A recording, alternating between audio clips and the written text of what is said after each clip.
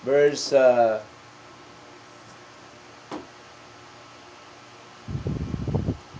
Colossians chapter 1, verse 28. Babasahin ni Sister Marilyn ang 28. Babasahin ni Sister Maymay ang 29. Sige po. Na siya naming inihahayag na pinaalalahanan ang bawat tao at tinuturuan ang bawat tao sa buong karunungan upang maiharap naming sakdal kay Kristo ang bawat tao. Amen. Sister Na 29. dahil dito'y nagpapagal din naman ako, na nagpipilit ayon sa kanyang paggawa, na siya sa akin ay gumagawa na may kapangyarihan. Amen. So, ang ating paksa ngayong araw na ito, Christ the center of biblical preaching. Christ the center of biblical preaching. Si Kristo ang sentro ng pangangaral ng Biblia o ng salita ng Diyos. No? Hindi pwede magiging self-centered. Di ba? Dapat si Kristo lamang ang sentro ng ating pangangaral. Kung ano po ang itinuturo ng Panginoon, siya lang din po ang siya nating ibabahagi, katulad din naman ng mga dating lingkod ng ating Panginoon. The Apostle Paul declares that the focus of his ministry was not himself. No? Hindi hong focus ni Pablo sa ministry ni Lord ay kanyang sarili. Diba? But Christ, ngunit ang Panginoon Kristo, the purpose of preaching and teaching is to point God's people to Christ and help them grow in spiritual maturity. So yun po talaga ang layunin o ang pakay po natin. Katulad po ni Pablo, kung bakit atin pong pinapangaral o atin tinuturo ang salita po ng Diyos sa mga tao ng ating Panginoon. Para matulungan sila na sila ay lumago, no? At maging mature sila o matured sa kanilang buhay espiritual o sa kanilang pananampalataya po, no, sa ating Panginoon. Now, tandaan po natin kung ano po ang sinasabi po ni Pablo o ng ating Panginoon. Siya lang din po dapat ang ating ibahagi. Okay? Wala na pong iba. No? At dito, makita ho natin na maging si Pablo, ang sentro talaga ng kanyang pangangaral ay walang iba kundi ang salita po ng ating Panginoon. Now, meron tayong ilang bagay na nais ko pong ibahagi sa inyo sapagkat ang sabi po dito sa verse 28 ng Colossians chapter 1, sabi ho dito, na siya naming inihahayag na pinalalahanan ang bawat tao at tinuturuan ang bawat tao sa buong karunungan upang maiharap naming sakdal kay Kristo ang bawat tao. Ang tinutukoy po dito na tao, yung tao ng Diyos. Tayo po, mga mananampalataya. No? Mga nasa church, nasa loob ng church. Nung nasa mga kapatiran, no? Tinutukoy po ni Pablo. Dito po sa church ng Colossus, ito po yung sinabi ho niya. Kaya ang tinutukoy dito naman, which is the man of God. No? Yung tao ng Diyos, tayo po yon. Okay? Nagsabi po ni Pablo na siya naming inihahayag. Kaya ang pinapahayagan ng salita ng Diyos, yung tao ng Diyos. Hindi yung hindi tao ng Diyos. Kasi ang hindi tao ng Diyos, hindi makikinig po yan. Kahit man maglupasay ka naman sa kalsada dyan, kahit anong gagawin mo dyan, hindi po talaga makinig yan kung hindi yan tao ng Diyos. Kaya ang pinapangaralan, yung tao ng Diyos.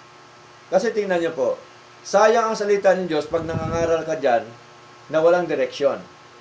Tama? Katulad ng ginagawa ng marami. Nangangaral sa mga street. Nangangaral kung saan-saan.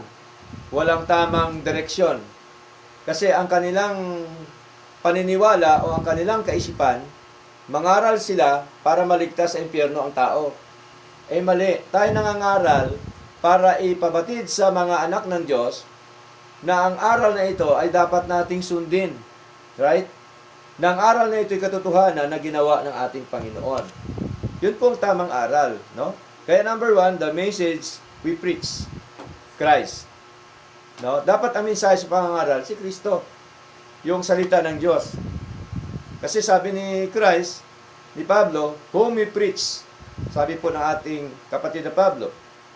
Kaya mahalaga yung ating pangangaral. Hindi ho natin pwede ipangaral ang ating sarili. Hindi natin pwede ipangaral ang buhay ng may buhay. Dapat ipangaral natin salita ng Diyos. Hindi pwede ipangaral ang politiko. Hindi pwede ipangaral ang kapitbahay o sino man. Hindi ho. Dapat ipangaral kung ano sinasabi ng Panginoon. Kaya sabi ho dito, sa Acts chapter 15 verse 35, na, ano po ba ang pinangaral ni Pablo at saka ni Bernabe o ni Barnabas? Acts chapter 15 verse 35. Babasahin po ni Sister Agnes. Datapwat nangatira si Pablo at si Bernabe sa Antioquia na itinuturo at pinangangaral ang salita ng Panginoon na kasama naman ng ibang marami. Amen. Nanatili po si Pablo at saka si Bernabe o si Barnabas, no, na ang kanilang pakay po, no, ay itinuturo at ipinangaral ang salita ng Panginoon. Saang lugar? Sa Antioquia. Kaya, di ba? Kaya minsan dumadating sa buhay ng mananampalataya para bagang na-anchok siya. Naantok siya. Oo, kasi ito sa Antioquia nangyari. Di ba? Isang lugar po ito na tinuturo yung salita po ng Diyos. Kaya ang sabi ko dito, hindi lamang sila, kundi may kasama silang ibang marami na nangangaral ng mga salita po ng Diyos. Okay? So, ibig sabihin po, ang pangangaral tuloy-tuloy. No? Ang pagtuturo tuloy-tuloy. At ang tinuturo, salita ng Panginoon. Hindi o salita ng pastor. Hindi salita ng tao. No? Hindi salita ng sinuman, kundi salita ng Panginoon. At dapat, ang pangangaral ay atin pong gawin, no? Na walang kondisyon, no? Sa ating paglilingkod na ito. Okay? Kaya po si Pablo ay isa po siyang masugid na mangangaral ng ating Panginoon. 1 Timothy chapter 2 verse 7. Babasahin po natin. Basahin po Sister Marilyn. 1 Timothy chapter 2 verse 7. Na dito itinalaga ako ng tagapangaral at apostol. Sinasabi ko na ang katotohanan, hindi ako nagsisinungaling. Guro sa mga hintel, sa pananampalataya at katotohanan. Amen. Nagsisinungaling ba si Pablo? Hindi. Sabi ni Pablo, malinaw po, no? Na dito'y itinalaga ako na tagapangaral at apostol. Kasi po, hindi lamang po ang apostol tinalaga ni Lord, kundi ang pastor, itinalaga po yan ni Lord para mangaral. No? Hindi para humingi, kundi para mangaral. Hindi para yumaman. Hindi para makinabang. Kundi mangaral. Malinaw ang utos ni Lord. No? Mangaral. At siya po ay nangangaral ng katotohanan. No? At ang sabi ni Pablo, hindi ako nagsisinungaling. Guro sa mga hintil, sa pananampalataya at katotohanan. Siya po ang guro ng mananampalataya at katotohanan ng mga salita po ng Diyos. Kaya po, yun dapat ang motibo. No? Yun dapat ipangaral mo na wala kang kondisyon. Kasi maraming mga mangaral ngayon, merong kondisyon. Ipangaral ko ito para ako yumaman. Ipangaral ko ito para makuha ko yung gusto ko. Hindi ho ganon. No? Dapat ipangaral natin ayon sa utos ni Lord. Ayon sa nais ng Panginoon. Ayon sa kalooban ng Panginoon. Kaya ganun po yung motibo natin. Wala ho tayong motibo dito na kung ano man. No? Ipangaral natin ang salita ng Diyos. Tanggapin man yung hindi, okay lang. Di ba? Okay? Kasi si Lord naman nagpapaunawa, hindi naman po tayo. Tayo tagapangaral lamang. At ang pangangaral po, sa kapanahunan yan, at saka hindi kapanahunan, ipangaral ang salita ng Diyos. No? Ibig sabihin, tuloy-tuloy ang pangangaral. Ibig sabihin, tuloy-tuloy ang Bible study, tuloy-tuloy ang ating pagsamba, tuloy-tuloy ang ating pagbabahagi ng mga salita po ng Diyos. Pakibasa po, Sister Althea, sa 2 Timothy chapter 4 verse 2. Althea. Sister Maymay. Atea ba, Atea? Salthea pala. Okay. Sister Hindi Salthea. naman pala. Sige po. Ano po yun? Ano po yung pastor? 2 Timothy chapter 4 verse 2. Chapter 2, verse 4. Hindi. 2 Timothy chapter 4 verse 2. Opo. Ipangaral mo ang salita. Mhm. Magsikap ka sa kapanahunan, at sa di kapanahunan, sumaway ka, mangaral ka na may buong pagpapahinungkod at pagtuturo. Amen. Malinaw po, no? Nasabi po ni Pablo kay Timoteo, preach the word, be instant in season, out of season, sa kapanahunan man o sa hindi kapanahunan, reprove, rebuke. May rebuke eh. No, kailangan i-rebuke mo ang salita ng Diyos. Hindi pwede hindi mo i-rebuke. Kahit maling ginagawa ng isang kapatid, hindi mo pwedeng pabayaan. No? Kasi ang rebuke niya yan, para sa kanilang kagalingan yon. Maiayos ang buhay. Maiayos ang pamumuhay. Maiayos ang buhay bilang isang Kristiyano. Ganun po ang rebuke eh. Ang rebuke, akala kasi nila pahiyain ka, akala kasi nila ay sinasaklawan ka, akala kasi nila ay kinukontra ka. Hindi ho. No? Ang tunay na rebuke, talaga hong ay sinasaway ka, no? Sa mga maling ginagawa. Kasi ayaw po ng ating Panginoon. Di po ba? No? Kaya nga, lagi ko sinasabi na bigyan mo man ako ng 1,000,000 para hindi ka sawayin, sa iyo na lang 1,000,000 mo. Di ba? Ano mo na 1,000,000 kung nakikita mo isang kapatid, mali, hindi mo sinasabi. Di ba? So, sa iyo na yan. Okay? Ang mahalaga, sinasabi ko ang katotohanan. Okay? Kasi hindi naman tayo after dyan eh. Yung after natin, lumago ang kapatiran. After natin, sundin yung utos ni Lord. Yung nais po ng Panginoon. Kasi dito tayo tinawag ni Lord eh. Mangaral, magbahagi ng kanyang mga salita. Ngayon ang tanong, bakit kailangan ipangaral, ibahagi ang salita ng Diyos? Ituloy mo, sister, sa verse 3.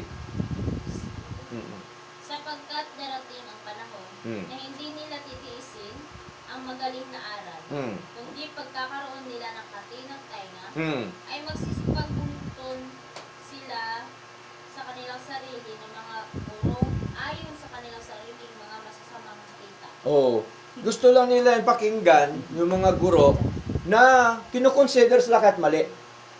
Eh sa atin hindi ho ganon. Hindi pwedeng ganon. No? Kasi darating talaga ang time. No? Sabi ni Pablo. Pero ang tanong, dumadating na kaya sa atin? Yes. Noon pa. Wala pa sila ni sister noon pa. Nandun na yon. Kasi biblical po yan eh. Darating po talaga yan. Verse 4, sister. Ituloy mo. Opo. At ihiwalay sa katotohanan ang kanilang mga tainga at mga ibaling sa katha. Amen. Oh, tingnan mo. Ihiwalay nila ang kanilang mga tainga o pakinig doon sa katotohanan. At ibaling nila doon sa mga kata. Ibig sabihin yung mga sabi-sabi lang ng tao. Oh, katang isip lang. Kaya, lagi yang ganon. Di ba ba? Oo. Binabaling nila yon kasi ayaw na nilang pakinggan ang katotohanan eh. Allergy na sila doon. Kasi nga po, talagang nire-rebuke sila ng Panginoon. Ayaw po nila. So, ganun po yun. Kaya, mahalaga pa rin ang salita ng Diyos na ipangaral. No? Out of season, instant in season, out of season. Kasi po, ibig sabihin, tuloy-tuloy. Tuloy-tuloy po yan. Ipaalalahanan tayo ni Lord. Lagi. Okay? Now, next. Saan ba gawi pinapangaral ang salita ng Diyos? At kailan pinapangaral ang salita ng Diyos? Acts chapter 5, verse 42. Pakibasa sa Agnes. Acts 5:42. 5:42 po. Acts 5:42. At sa araw-araw, sa templo at sa mga bahay-bahay, ay hindi sila nagsisipagtigil ng pagtuturo at pangangaral na si Jesus ang siyang Kristo. Amen. So, tayo po ba ay araw-araw nagkaroon ng tinatawag na pangangaral? Actually, hindi naman araw-araw eh. Tapos sasabihin at sinasabi ni pastor ganun pa rin, hindi nagbabago, pabalik-balik. Oh. Tingnan niyo po, dito nga sila araw-araw eh. Sabi ni Pablo, and daily in the temple and every house they cease not to teach and preach Jesus Christ. Tingnan mo, araw-araw sila sa templo. Tayo sa simbahan ni Lord, isang beses lang. Sila araw-araw. Tapos meron pa silang Bible study sa bahay-bahay. Isang beses lang. Araw-araw po yan. Ay hindi sila nagsipagtigil ng pagtuturo at pangangaral na si Jesus ang siyang Kristo. Ibig sabihin, ang kanilang pinapangaral araw-araw, yung sentro, ang Panginoon. No? Malinaw po yan.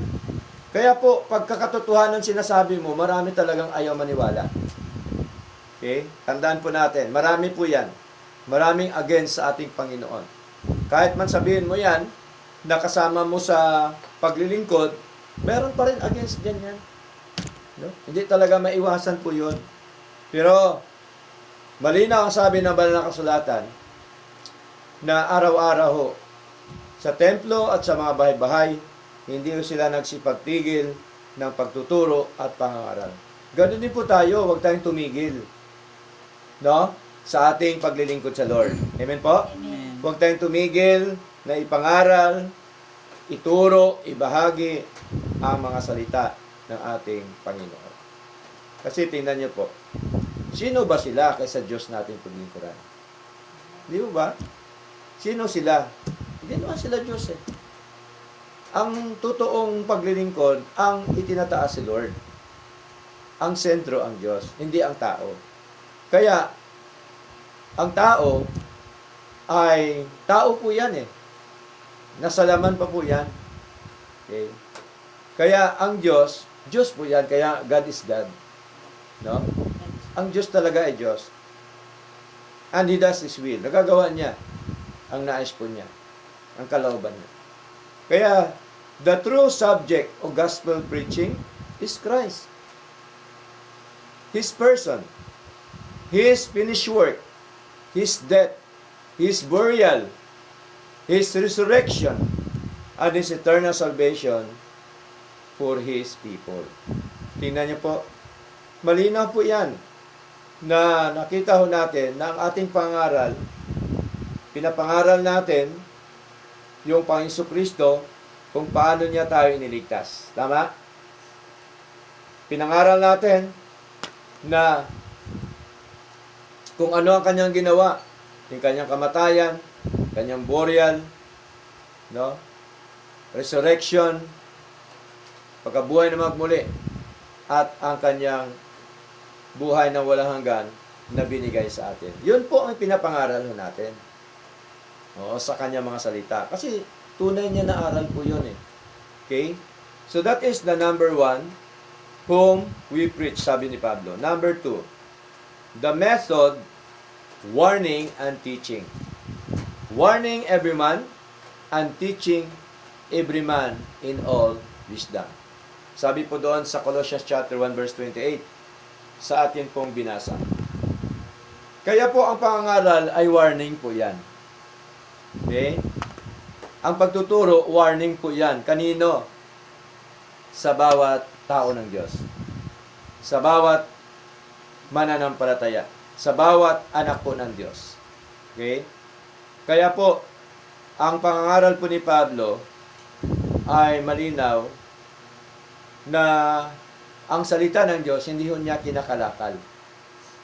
Marami kinakalakal ngayon ang salita ng Diyos, no? Diba? Ang iba nangangaral, may dalang sobre. No? Naranasan ba sa Manila? Pagka sumakay ka ng bus, di ba? Nangangaral sa jeep. Tapos magbigay ng sobre, nangangaral tungkol sa Panginoon. Tapos may sobre. Yan po ay mga grupo po yan ni Periol. No? Ni Periol, yung founder po ng Jesus Christ. Hindi, Jesus Christ. Mormons pa din. Above every name. No? Jesus Christ Kibuloy. above every name. No? Kibuloy lang alam namin. Kibuloy at saka si Periol. Mormons. No? Si Kibuloy, sumunod lang yan kay Periol. Pero ang pinakauna doon sa Manila si Periol po. Na nagbibigay ng mga sobre, nangangaral sa mga palengke, na may dalang supot. Yan. Tapos ginaya ni Kibuloy kasi magandang pagkitaan dyan. Di ba? So, during that time, noong kami ay magkasama pa sa Manila, hindi pa kami mag-asawa noon,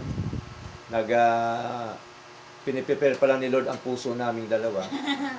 Hindi pa nakakonect yung puso namin. Ibig sabihin, nakatingin-tinginan lang gano'n. Ay, kami po nagdi-disciple. No? Dinidisciple po kami. Tinuturuan kami ni Pastor Ronald how to preach the gospel. Kaya kami, ang aming training doon sa bus. Pero hindi kami nanghihingi. Binabanata namin yung mga nanghihingi.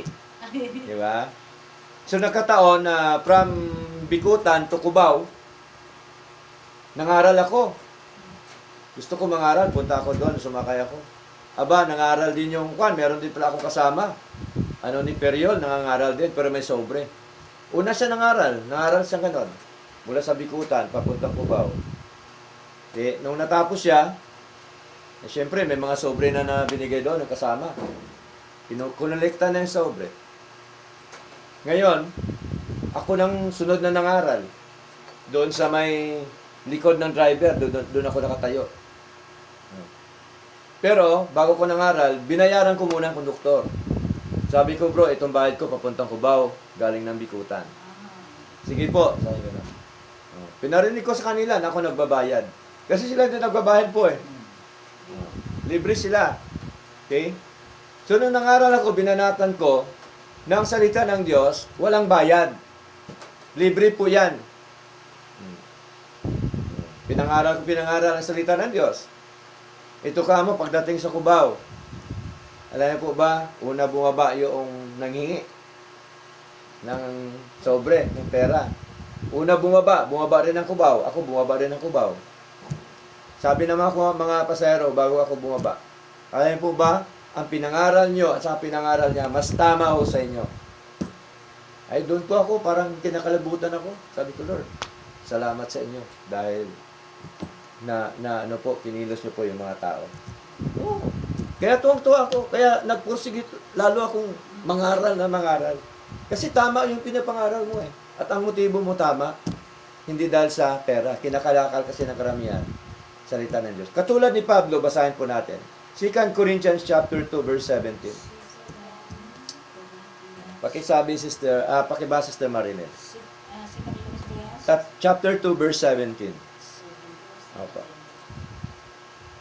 Sapagkat hindi kami kaya ng karamihan ng kinakalakal ang salita ng Diyos, kundi sa pagtatapat at gaya ng mula sa Diyos, sa harapan ng Diyos ay nagsasalita kami para kay Kristo. Amen. Sabi ni Pablo, malinaw po sapagkat hindi kami gaya ng karamihan na kinakalakal ang salita ng Diyos. Okay? Ngayon, iba na klaseng kalakal ngayon ang ginagawa. No? Hindi na po doon sa mga bus, doon na po sa loob ng simbahan nila. Anong ginagawa? Kinukutahan ang mga miyembro. Sobre. Tinatakot ang mga miyembro. Diba? Opo. Kinukutahan nila, ito ang ibigay mo, ganito, ganyan. Kinakalakal po yan. No? Kahit kailan sa atin, wala hong ganon. Di po ba? Kundi sa pagtatapat at gaya ng mula sa Diyos, sa harapan ng Diyos ay nagsasalita kami para kay Kristo. Dapat ang pangaral tungkol lamang sa Panginoon. Di po ba? Okay? At ang pagbibigay, hindi mo pwedeng persahin ng mga kapatiran. Kasi ang pagbibigay, dapat cheerful giving, galing sa loob, galing sa puso. No? At saka ang pagbibigay ay hindi ka na kailangan pa na pagsabihan. Nandoon na dapat ang puso mo. Nasa Biblia naman. Yes, cheerful giving ang tinuturo po ng ating Panginoon. Next, Colossians chapter 2 verse 8. Sister Salteia, Sister Maymay, Colossians chapter 2 verse 8. Binubuo mo na. Binubuo mo na. Napipilay ah. Yeah. Kayo'y magsipang ingat, Oo. baka sa inyo'y may bumihag sa pamamagitan ng kanyang filosofiya Oh, yun. at walang kabuluhang pagdaraya. Mm. Ayon sa salit-saling sabi ng mga tao, Mm. ayon sa mga pasimulang aral ng sanglibutan, at di ayon kay Kristo. Amen. Pag sinabi pa, magsipag-ingat, warning po yan. Amen. Warning yan eh. Wina-warningan tayo ni Lord. Kaya nga sabi doon, warning every man. Diba? Sabi ni Lord kanina sa Colossians chapter 1 verse 28. Warning every man. Kaya ang warning ni Lord, ito, malinaw po. No? Kayo'y magsipag-ingat. Baka sa inyo'y may bumihag sa pamamagitan ng kanyang filosofiya. No? Yung sinasabi ng mga tao na sila din ay maka-Diyos pero hindi gumagawa tungkol sa Diyos, mga kapilosopuhan yan. Sa Diyos naman kami eh. Hindi porke hindi na kami dumadalo, hindi na kami sa Diyos. Pero O, diba? binawi naman din. Oo. Sinabi niya, parang ganun na nga. Ano. Kapilosopuhan po. Oo, kapilosopuhan po yan. Kaya ang sabi ni Lord, mag-ingat tayo, no? Sa kanilang mga kapilosopuhan o sa kanyang filosofya at walang kabuluhang pagdaraya. So, pagka ikaw ay isang Kristiyano na masigla, matatag, patuloy na naglilingkod, pagka may mga kapatid, sino man yan, kapatid o hindi, kung ikaw ay dinadala sa kanya, sa hindi tamang paglilingkod, kung ikaw ay binabahagi na ng mali, kontra doon sa Panginoon, kontra sa gawa ng Diyos, pagdaraya po yan. Dinadaya po tayo. Mag-ingat po tayo, sabi ni Lord. Ano pa? Ayon sa salit-sali, sabi ng mga tao. O, di ba? Ang tao, magaling yan, mabulaklak magsalita po yan. No? Mga sinasabi ng tao. Kaya dapat, sa salita lang po tayo ng Diyos, maniwala. Ayon sa mga pasimulang aral ng sanlibutan. Alam po natin, mga pasimulang aral ng sanlibutan. Okay? At di ayon kay Kristo. No, lahat ng yan, hindi ayon kay Kristo yan. Malalaman mo naman ayon kay Kristo hindi. Kasi ang hindi ayon kay Kristo, nagkikwento yan, nagsasabi yan sa iyo, para ka lasunin. Para ka mawala sa paglilingkod. Ganun po yung hinahatak ka. No, pababa. Imbis na doon ka na sa taas, sa paglilingkod sa Lord, hahatakin ka nila. So, ganun po yung mga tao. Kaya sabi ni Lord, magsipag-ingat kayo. O kayo'y magsipag-ingat. So, malinaw po yan, mga minamahal, na warning po yan sa atin ng ating Panginoon. Next. Basahin natin. No? Ano bang sabi ni Pablo? Acts chapter 20. Verse 31. Okay? Acts chapter 20, verse 31. Babasahin po ni Sister Agnes po. Kaya nga kayo'y mga puyat na alalahanin sa loob ng 3 taon ay hindi ako naglikat sa gabi at araw ng paalaala sa bawat isa na may pagluha. Verse 32. Tuloy mo, Sister. At ngayoy pinagtatagubilin ko kayo sa Diyos at sa salita ng kanyang biyaya na makapagpapatibay at makapagbibigay sa inyo ng mana sa kasamahan ng lahat ng mga pinapaging banal. Verse 33. Hindi ko inimbot ang pilak ni numan o ang ginto o ang pananamit. Verse 34. Nalalaman din ninyo na ang mga kamay na ito ay naglilingkod sa mga kinakailangan ko at sa aking mga kasamahan. Amen. Ganon si Pablo. no? Kahit man siya ay nangangaral, lingkod ng Diyos, kahit siya po ay tinatawag nito, kahit po siya ay isang servant po ng ating Panginoon, no? Yung kanyang mga kamay, sabi ho dito, malinaw po, no? Na ang kanyang mga kamay ay naglilingkod sa mga kinakailangan niya. Ibig sabihin, nagtatrabaho siya. No? Ano po ang negosyo, trabaho ni Pablo? Tent maker. Tent maker po siya. Gumagawa po siya ng mga tent. Yun po ang kanyang trabaho. Ang kanyang pagka-apostol, hindi niya inaasa sa mga kapatiran. Kaya ang sabi niya dito, no, nabasa ko natin, nalalaman din ninyo sa verse 34 na ang mga kamay na ito ay nangaglilingkod sa mga kinakailangan ko at sa aking mga kasamahan. Sinishare pa niya. Tingnan niyo po. Kaya ang tunay na pastor, hindi yan umasa doon sa simbahan na kanyang pinagtatrabahuan. Umaasa sa Diyos, sa biyaya ng Diyos. Diba? Meron siyang negosyo, meron siyang ginagawa, meron siyang pinagkakitaan. Diba? Hindi yung inaasan niya sa mga miyembro. Hindi tama po yun. Okay? Maraming pastor ngayon, inaasa sa miyembro. Kaya ang kanilang tinitira ngayon, hinahanap yung mayaman. Kaya pagka ikaw mahirap, hindi ka napapansinin. Punta yun doon sa mga mayaman. Kasi nandun ang pera eh. Diba?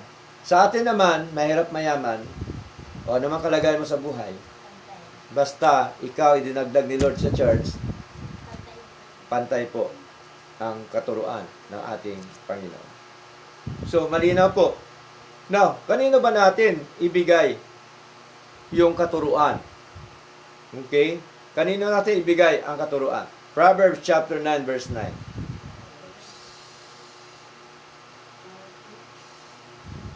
Proverbs chapter 9 verse 9.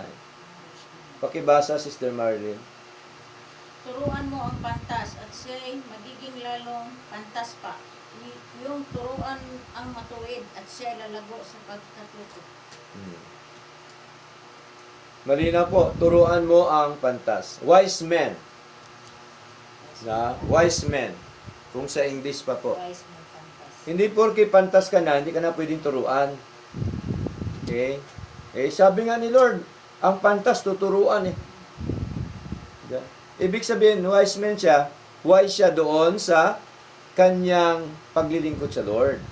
Yun po ibig sabihin. Naging pantas siya doon sa mga bagay na nais po ng ating Panginoon.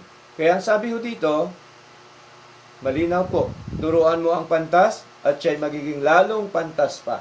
Ibig sabihin, aangat ang kanyang pagkatuto, ang kanyang pantas, no, sa harapan ng Diyos.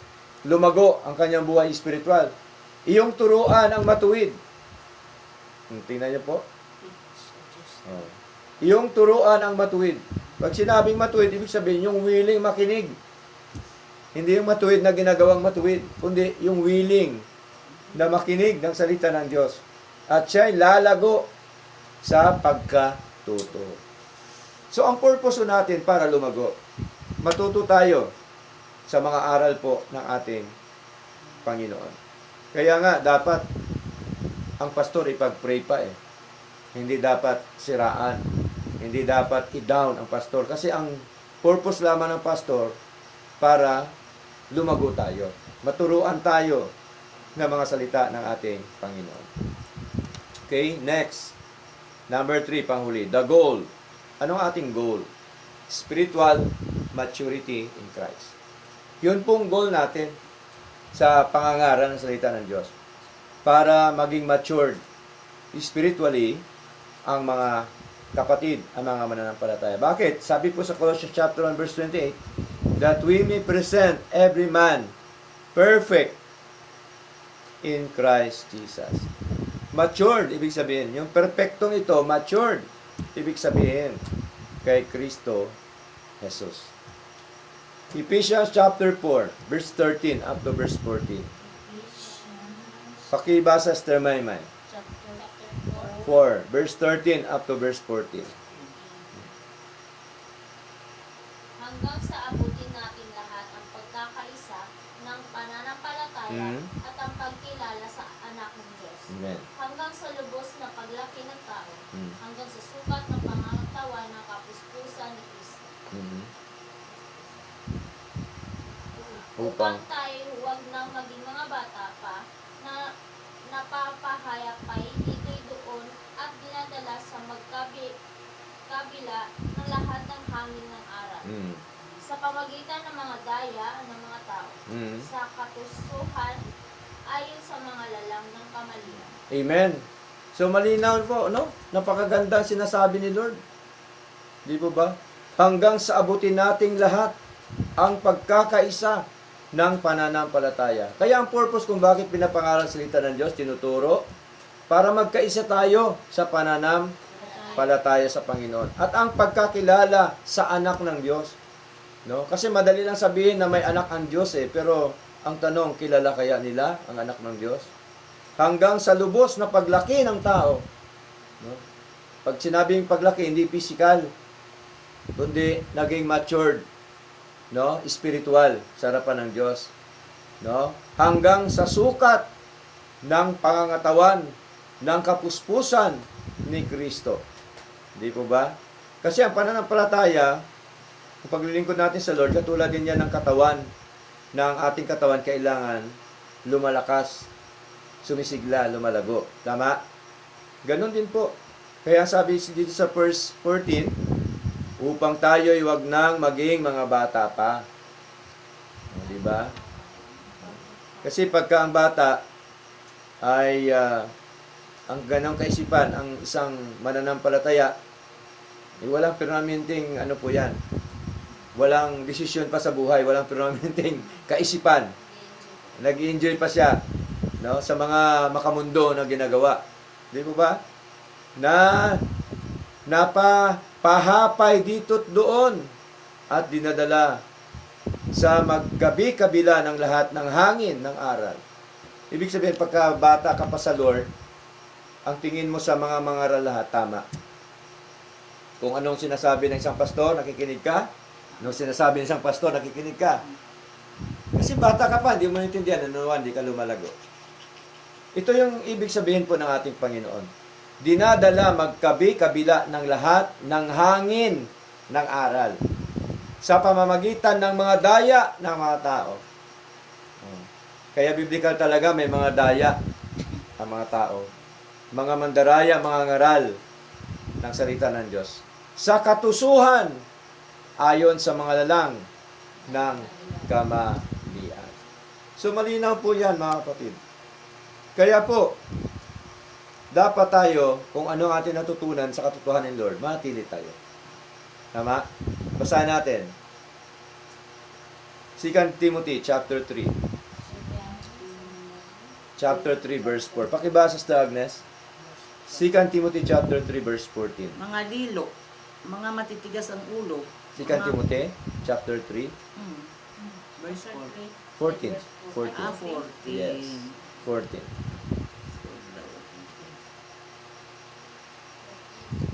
Datapwat manatili ka sa mga bagay na iyong pinag-aralan at sa pinagkaroonan mo ng katunayan, yamang nalalaman mo kung kanino mo nangatutuhan. Amen. So dapat manatili tayo doon sa mga bagay na atin natutuhan. At sa mga bagay kung kanino natin natutunan. Kung sa Diyos natin natutunan ang bagay na yan, manatili tayo doon. Ba't pa tayo alis? Yeah? So malinaw po yan. Ituloy mo sister, verse 15. Hanggang 17 po. At mula sa pagkasanggol ay iyong nalalaman ang mga banal na kasulatan na makapagpadunong sa iyo sa ikaliligtas sa pamamagitan ng pananampalataya kay Kristo Jesus.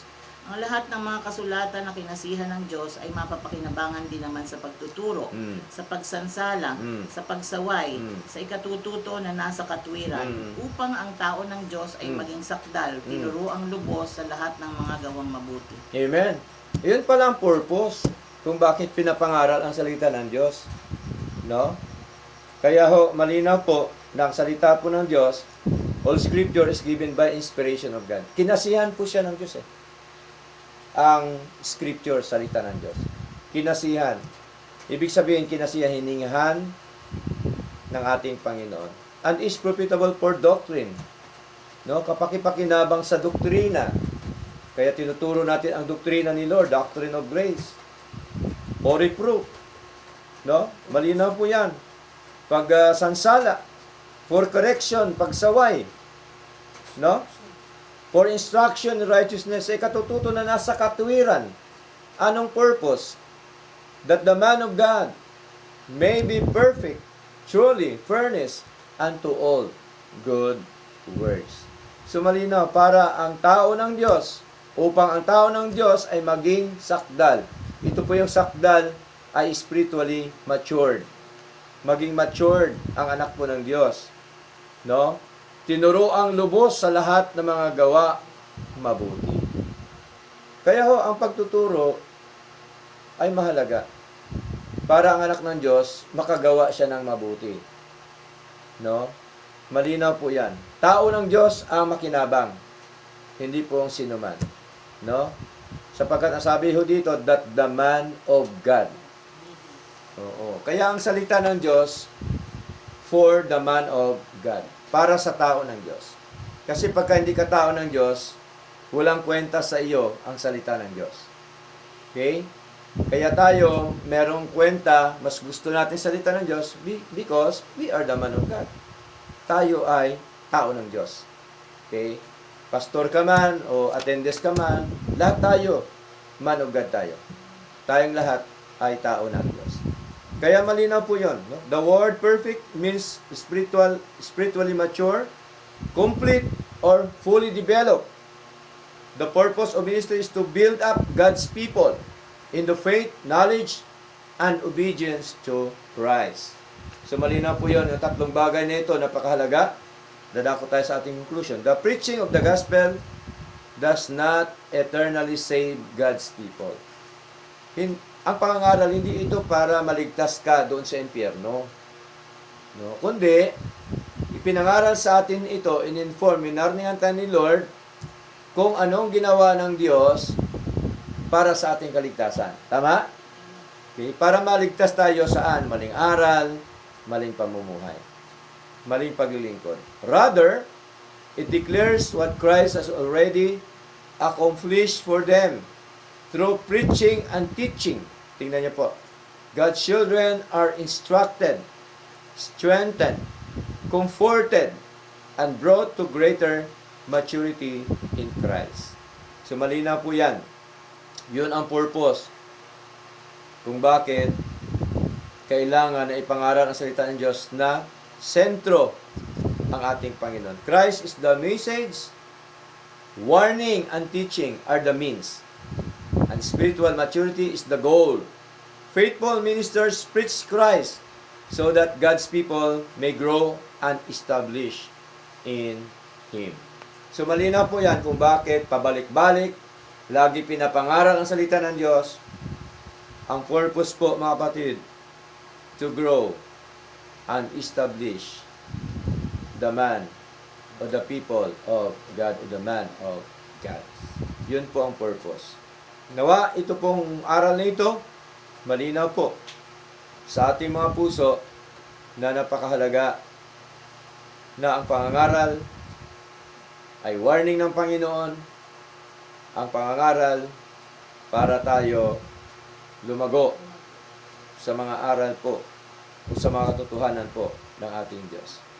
Purin po ang ating Panginoon, nawa ay pinagpala po tayo ng mga salita ng ating Panginoon. Question?